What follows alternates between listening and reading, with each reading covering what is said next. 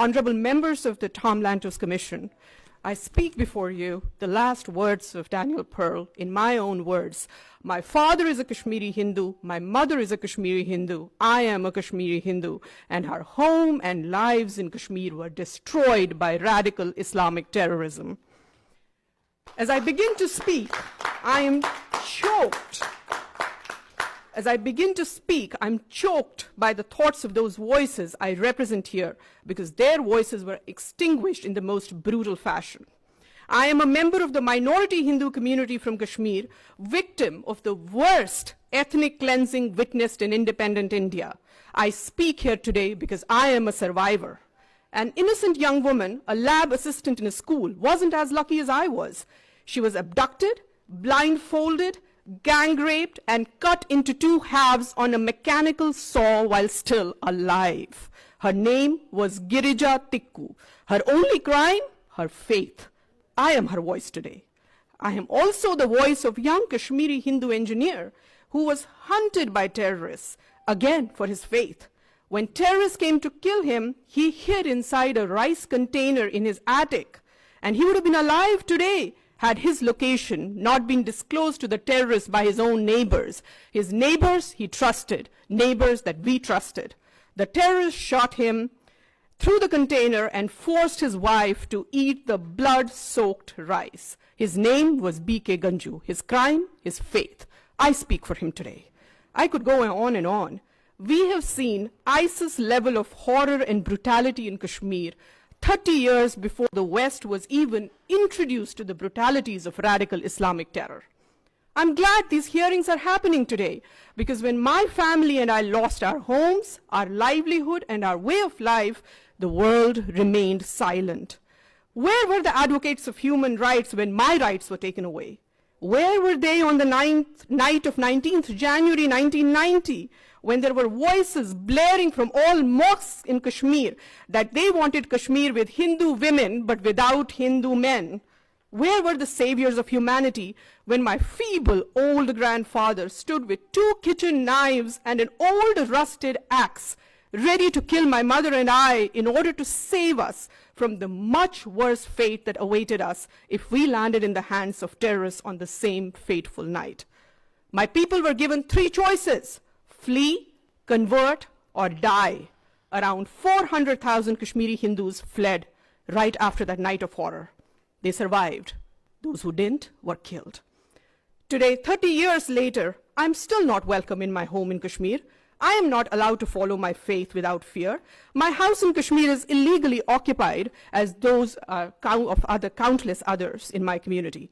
Those that are not occupied have mostly been burned down or are ransacked. Thousands of our temples have been vandalized, desecrated, and lay in ruins. Every effort has been made to eradicate Hinduism from Kashmir. Today, Kashmir is home to only one religion. This is by design and is the ultimate violation of human rights. Diversity and acceptance of different views are not the norm in today's Kashmir. It's not just Hindus that have been ethnically cleansed. Sikhs have been massacred. A fatwa was announced against Christian schools in Kashmir, accusing them of luring Muslims to Christianity. What human rights are we talking about when all minorities have either been driven out or silenced? An Islamist state of Kashmir where other religions are not welcome and tolerance of any other viewpoint is absent is no citadel of human rights. This is the society that is being created by Kashmir by those who are talking about human rights. Terrorism, ladies and gentlemen, is the ultimate opponent of human rights. Human rights cannot and should not take precedence over human life. Everyone who stands for freedom, liberty, and right to life should worry about radicalization that fuels terror. A 65-year-old shopkeeper, Ghulam Muhammad Mir, gets killed by the terrorists because he opened his shop to earn his livelihood. Truck drivers and apple traders are shot dead by terrorists for simply wanting to earn their livelihood.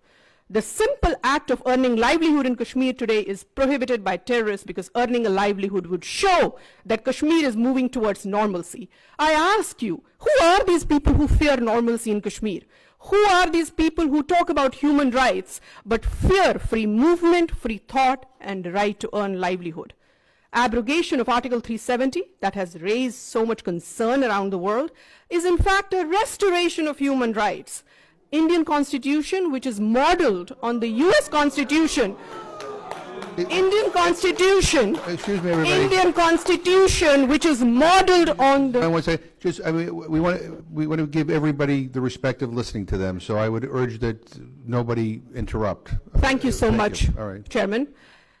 I was saying that Indian Constitution, which is modeled on the US Constitution, is the most liberal document in the world. The Constitution was not applicable to J&K in totality as long as Article 370 was in force. After abrogation of Article 370, people of Jammu and Ladakh have been liberated from the tyranny of being half citizens in their own country. Child marriage, which was responsible for child trafficking and sex trafficking, has been made illegal in Kashmir. Kashmiri women and LGBTQ community in Kashmir has been given the same rights as other Indian citizens. As a mother, it's very important to me now that child marriage has been outlawed in Kashmir. Today, I'm delighted that Kashmiris have the same rights as Indian citizens. If something as serious as one's right to own property and granting of LGBTQ rights to choose, amongst many others, has been accomplished through abrogation of Article 370, then it's safe to assume that restoration of internet in few remaining districts of Kashmir is not too far away. I am a proud daughter of Kashmir. I am a proud legatee of India's composite civilization. Terrorism has uprooted me and snatched my home from me. I hope my human rights are restored too someday, and the human rights of my community. Thank you. Thank you very much.